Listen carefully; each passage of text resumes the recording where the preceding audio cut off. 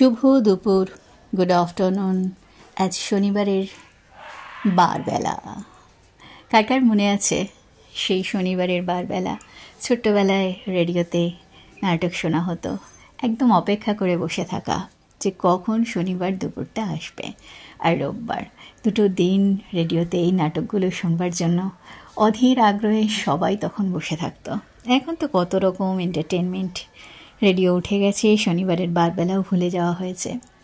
তো যাই হোক, আজকের শনিবারের আমার সিংহাসন তেমনভাবে আমার ঘরটা তো রং টং করা নেই, সেই জন্য যাই হোক গপু বাবা যতটুকু আমাকে দিয়েছে তাতেই আমি খুশি।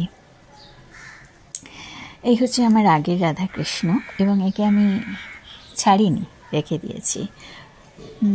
সবাইকে যতটুকুন পারা যায় ততটুকুন সাজিয়ে গুছিয়ে রাখা আর কি, আর চেষ্টা করা তাদেরকে সেবা করতে।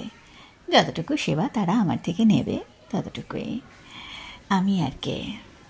তাদের যখন যেটা ইচ্ছে হবে তারা ঠিক সেভাবে সেটুকু কাজ আমাদের দিয়ে করিয়ে নেবে। মা লক্ষ্মী আজকে গ্রিন শাড়িতে, বৃহস্পতিবার দিন সবুজ শাড়িটা পরিয়েছিলাম, তাই সেটাই এখন চলবে। আর এই হচ্ছে আমার রাধা, খুব সুন্দর লাগে আমার অনেক দিনের আকাঙ্ক্ষা ছিল বলেইছি। রাধা মাধব দুজনেই খুব সুন্দর করে সাজানো, তা দুজনকে আজকে রেড কালারের ঘাগরাটা পরিয়েছি।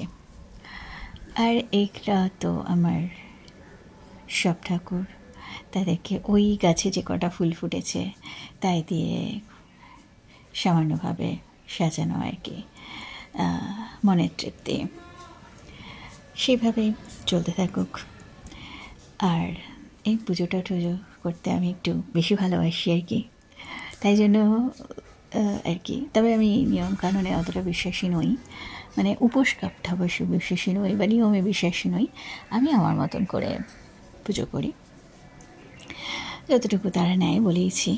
এই হচ্ছে ওই যে কি বলে ধনতেরাসের ঠাকুর, এটা এই ঠাকুর আমার বেশ 6-7 বছর ধরে রয়েছে, খুব সুন্দর একই রকম রয়ে গেছে।